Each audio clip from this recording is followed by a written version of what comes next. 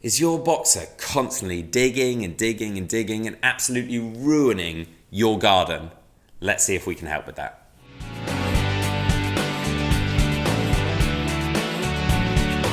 Welcome back to the Fenrir Boxer Show. My name's Joe and I'm a certified canine leader here at FenrirCanineLeaders.com.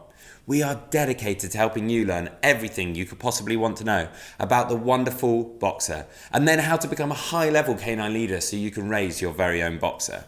So if you're new here, don't forget to subscribe and turn on the notification bell so you never miss a future upload. The boxer is a wonderful breed, but if it's constantly digging, that is a real issue that you want to sort out as soon as possible because it's going to wreck your garden, and even worse, it could be digging inside and ruining your flooring.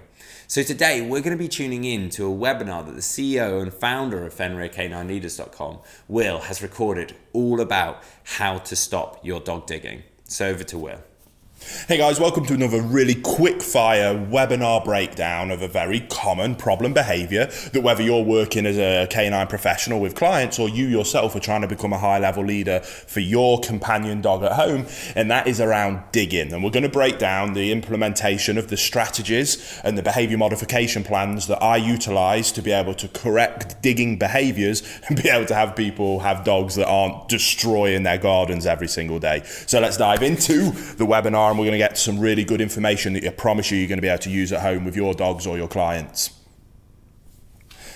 Now, as is always the case with any problem behaviors that we may have with our dogs, we need to not only just to put a plaster on the problem, but we need to get to the root cause of the issue.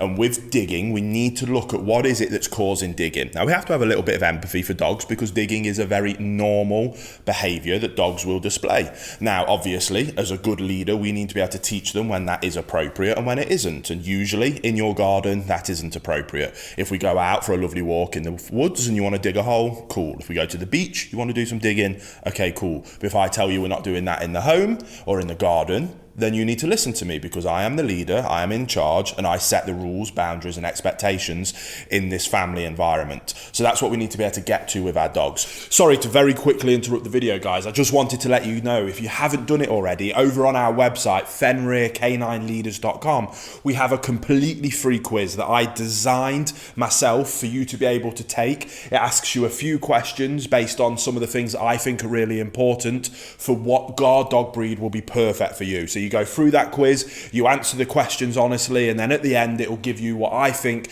the perfect guard dog breed for you is. And again, it's completely free, just trying to help you guys out as much as we can. So again, there'll be a link down to it in the description box below. If you haven't done it already, go, even if you're not necessarily interested in getting a guard dog breed anytime soon. I know a lot of people have found it really fun just to see what kind of breed I would recommend for you. So get stuck in, go and have a look, but without further ado, we'll get back to the video you were just watching. Now, when it comes to digging, a lot of the time that digging is a result of too much pent-up frustration in terms of physical energy and mental stimulation, and they haven't got a productive outlet for both of those things. So the first thing we always start off with a vast majority of behavior problems, not just digging, but we can always achieve higher levels of success simply by putting in more exercise, more mental stimulation. Exercise is obvious. We can go out and play frisbee, we can go out and play fetch, we can go for a walk, we can do some running, we can teach a dog to run alongside a bike.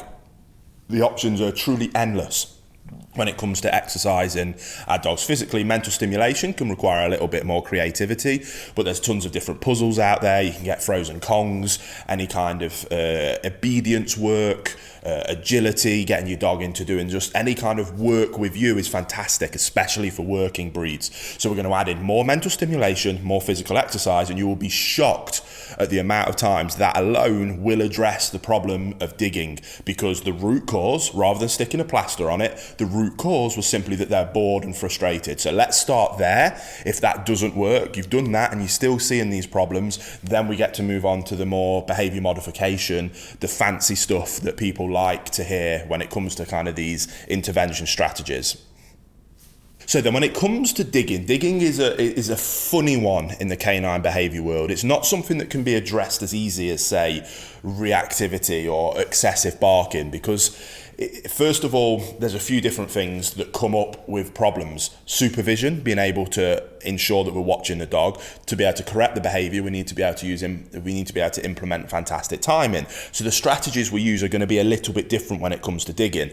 But regardless of the strategy that we use for any behavior problem, we absolutely first, again, must address the relationship that the dog has with its owner. Now, whether that's the dog with you as an owner and you're trying to become a higher level owner, or maybe you're watching this because you're thinking about taking first steps into maybe doing this for a living.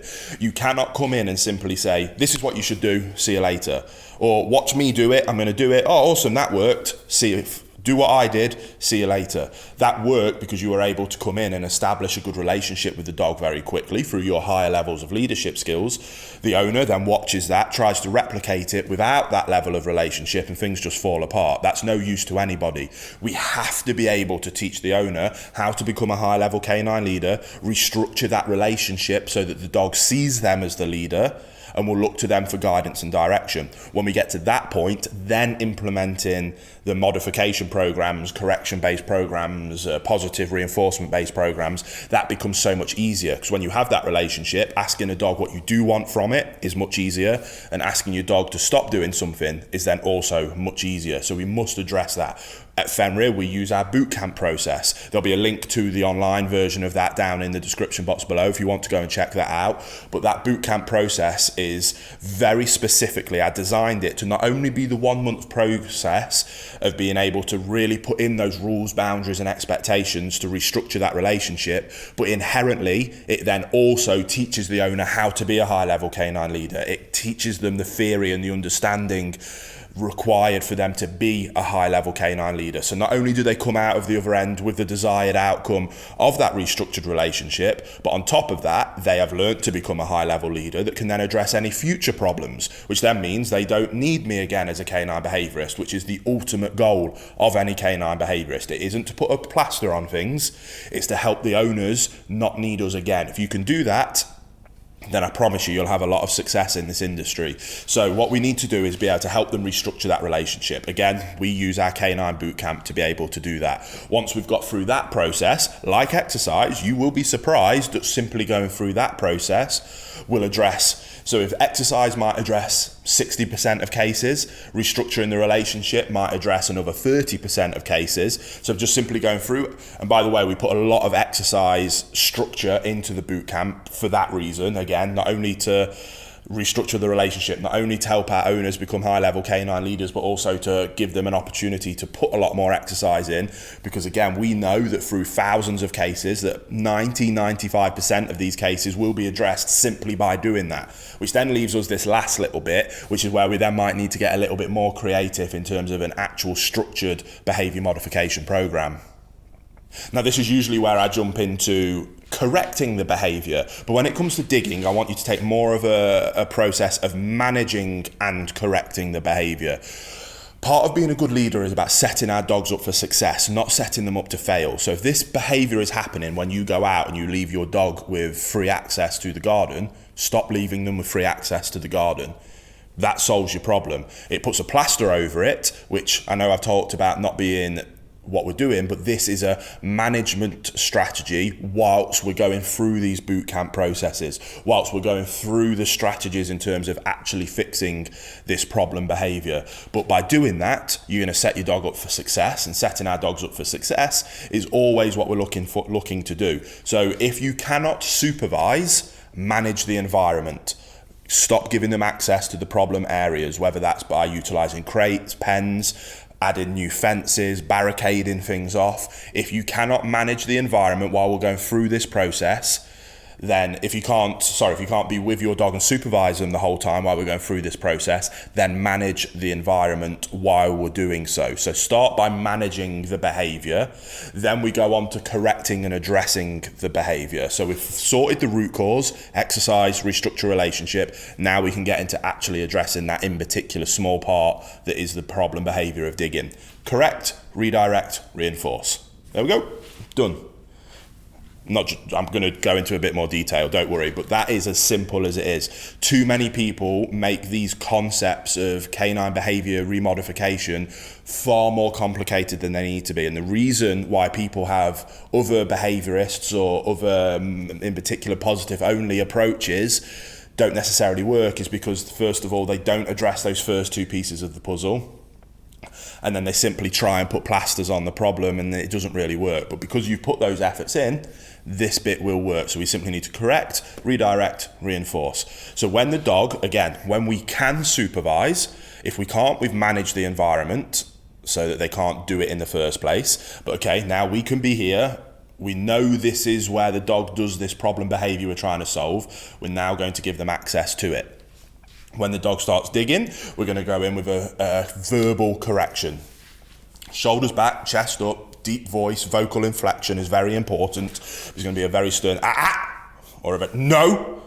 And we're going to save that vocal inflection and that verbal correction. We're not going to use it much, but we're going to save it for situations like this where it can really carry some weight.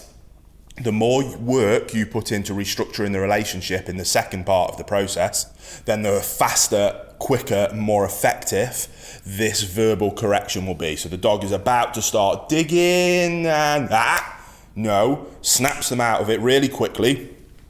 So we get their attention back to us, then we redirect them to the behavior that we do want, which can be absolutely anything that you deem to be positive, whether that's to come and do some obedience work with you, whether that's to go into a sit and stay, whether that's you then throw a ball for them. We correct the negative behavior, we redirect them to a desirable one, and then when they're displaying those desirable behaviors, we reinforce. So again, correct, redirect, reinforce. It really isn't that rocket science when it comes to digging in particular. It's not an aggressive behavior, it's just an annoying one. So going through this process in a very positive based way, yes, we're utilising corrections, but we're going to stick with verbal corrections, and we're going to make sure that we do everything we can do in our power to set our dogs up for success. You go through that process and digging becomes a very easy problem to get on top of. It really does. The problem is people want you to come in and in a 30-minute consultation with no effort on the owner's part be able to address the situation, and that simply won't work. It doesn't work, and anybody saying that something like that does work is wrong. And they're probably trying to sell you something that doesn't work. Yes, we suggest you going through our bootcamp process, but that's simply a structure that we've put in place to help you achieve the hard part of the restructuring the relationship as easily and efficiently as possible with high levels of success. Add more exercise in, add more mental stimulation in, become a high-level canine leader and restructure your relationship with your dog, then be able to communicate with your dog what you don't want through correction, what you do want through redirection and reinforcement. The principle is simple. The implementation requires effort and discipline on your side if you're an owner or helping your client see that, and for them to be willing to put the effort in. If they are, you will have a fantastic dog. If they're not, that you won't. Unfortunately, it really is as simple as that. And that's what we're trying to help people understand. First and foremost, before they get a dog, are you willing to do this? If not, you shouldn't get a dog. Unfortunately, for those people that do, we then need to find a way of being able to convince them to be able to change their lifestyle and mentality, to be able to put the effort in that is required to ensure that we're keeping these dogs out of shelters and not being put down. So go through that process, and I promise you'll have a lot of success with digging. It's not rocket science, it's just a little bit of discipline and hard work. I hope you found that webinar really, really useful. There's some training skills that you can start putting into practice straight away with your boxer to stop them from digging. I really hope you enjoyed today's video. If so, get involved in the comments down below, as we would love to know how you're getting on with your boxer and how the training is going.